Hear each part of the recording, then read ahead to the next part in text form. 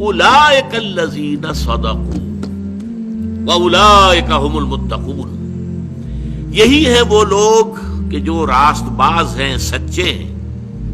یعنی نیکی کا دعویٰ تو سبھی کر رہے ہیں، وہ جسم فروش عورتیں بھی کہ جو تازیوں کے ساتھ چلتی ہیں کالے کپڑے پہن کر، یا جو دمال کھیلتی ہیں جا کر عرسوں میں، وہ بھی سمجھتی ہیں کہ ہم بڑا نیکی کا کام کر رہے ہیں. اور جیب کترے بھی نیکی کا کام کرتے ہیں، ڈاکو بھی کرتے ہیں، چور بھی کرتے ہیں، یہ بستہ الف بستہ بے کے لوگ بھی کرتے ہیں. لیکن اصل نیکی کس کی ہے؟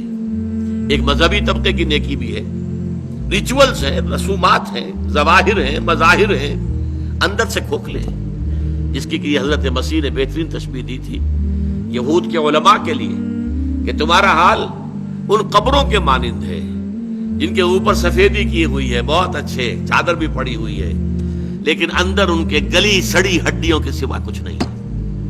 تمہارے باطن میں تعفن ہے، مال کی محبت، دنیا کی محبت، جاہ کی محبت، دنیاوی اقتدار کی محبت. اس نے تمہیں اندھا کر دیا، اتنا اندھا کہ اللہ تعالیٰ کے عظیم ترین معجزے جو عطا کیے اللہ نے حضرت مسیح کو، ان کو بھی نہ دیکھ پائے، اللہ کے ایک عظیم رسول کو نہ پہچان پائے.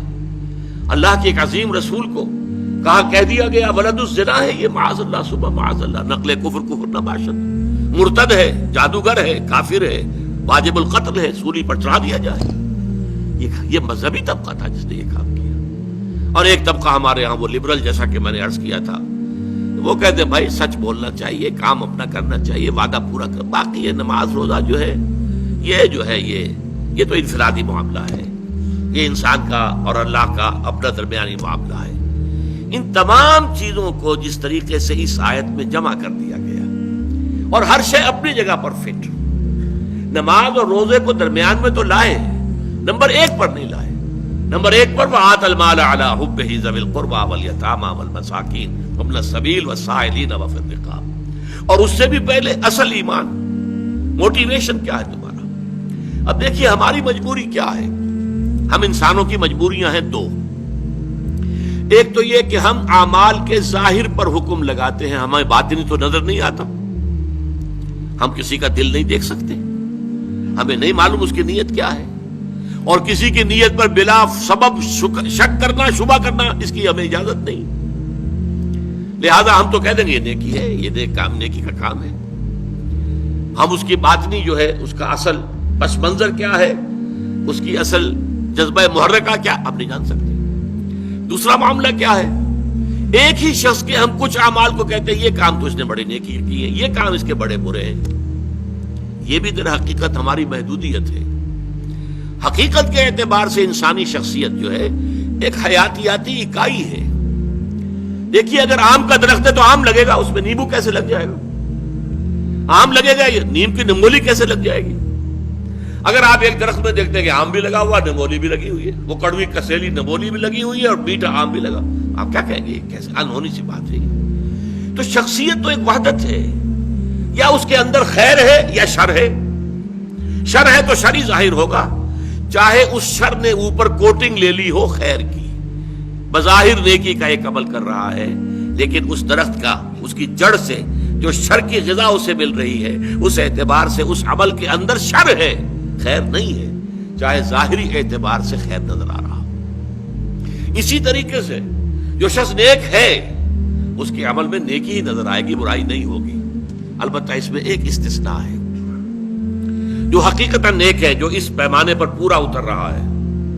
وَلَٰكِنَّ الْبِرَّ مَنْ آمَنَ بِاللَّهِ وَالْيَوْمِ الْآخِرِ وَالْمَلَائِكَةِ وَالْكِتَابِ وَالنَّبِيِّينَ إِلَىٰ آخِرِ الْآيَةِ. جو شخص اس پر پورا اتر رہا ہے اس سے بھی کبھی وقتی حالات کے تحت، وقتی اثرات کے تحت کوئی غلط کام سرزد ہو سکتا ہے. یہ نہ سمجھیے کہ اس سے کبھی بھی کوئی برائی جو ہے اس کا ظہور نہیں ہو سکتا، نہیں ہو سکتا ہے، لیکن فوراً توبہ کرے گا. اگر اس کے اندر نیکی ہے، وہ کسی بدی کو مستقل طور پر اپنی زندگی میں، اپنے کردار کے اندر جگہ نہیں دے سکتا. اس کو آپ 2 اور 2 4 کی طرح جان لیجیے. وقتی آلات ہیں، وقتی اثرات پڑ گئے ہیں، یا جذبات کا کوئی طوفان امڈ آیا ہے وقتی طور پر، اور اس میں جو ہے آدمی سے کوئی غلط حرکت سرزد ہو گئی ہے، لیکن اگر نیک ہے اندر سے فی الواقع فوراً توبہ کرے گا. جیسے کہ سورہ نساء کی آیت مبارکہ انما التوبۃ علی اللہ للذین یعملون السوء بجہالۃ ثم یتوبون من قریب، اللہ تعالیٰ نے اپنے ذمے لازم کر لی ہے ایسے لوگوں کی توبہ قبول کرنا کہ جو غلطی سے یا حالات کے دباؤ میں، جہالت میں، نادانی میں کوئی غلط کام کر بیٹھتے ہیں لیکن فوراً توبہ کرتے ہیں، تو یہ فوری توبہ ہو. یہ نہیں ہوگا کہ بدی اور نیکی کا امتزاج مستقل طور پر. یہ نہیں ہو سکتا کہ ایک طرف نماز، روزہ، یہ سارا کچھ بھی ہو رہا ہے، دوسری طرف سودی کاروبار مستقل طور پر اپنے دھندے میں شامل ہے. یہ نہیں. یہ اگر ہے تو اس کا مطلب یہ ہے کہ نیکی نہیں ہے. اصل میں یہ اندر اندھیرا ہی ہے، روشنی نہیں ہے، اندر تاریکی ہے، اندر کوئی نور نہیں ہے. یہ صرف ظاہر کے کچھ اوپر جو ہے لبادے اوڑھ لیے گئے ہیں، ان کی حقیقت کوئی نہیں. آخری بات اس آیت کی وَأُولَٰئِكَ هُمُ الْمُتَّقُونَ، یہ سمجھیے بونس ہے اس آیت کا کہ تم نے نیکی کی اصل حقیقت کو اگر سمجھ لیا تو ساتھ ہی یہ نوٹ کر لو یہی لوگ متقی ہیں. تمہارا تقویٰ کا تصور بھی کچھ اور ہی ہے. ایک ظاہری وضاقتہ ہے، شکل و صورت ایک طرح کی بنا لی ہے، لباس ایک طرح کا پہن لیا ہے تو آپ سمجھتے ہیں بڑا متقی انسان ہے. یہ ظاہر کے ساتھ، ظواہر کے ساتھ، وہی ہماری مجبوری. ہم دل کے اندر جھانک کر نہیں دیکھ سکتے، لیکن حقیقت میں متقی وہ ہوگا جو اس پورے نقشے پر پورا اتر رہا ہو، جس کی پوری شخصیت جو ہے اس کے اندر یہ رنگ بھرا ہوا ہو، وہ ہے متقی. جیسے کہ حضور نے ایک مرتبہ 3 دفعہ اپنے قلب مبارک کی طرف، سینہ مبارک کی طرف اپنے دست مبارک سے اشارہ کیا. التقویٰ ہا ہونا، التقویٰ ہا ہونا، التقویٰ ہا ہونا. تقویٰ یہاں ہوتا ہے، تقویٰ یہاں ہوتا ہے، تقویٰ یہاں ہوتا ہے.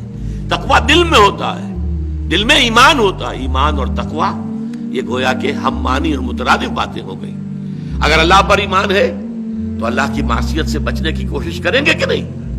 اللہ کو راضی کرنے کی کوشش کریں گے کہ نہیں؟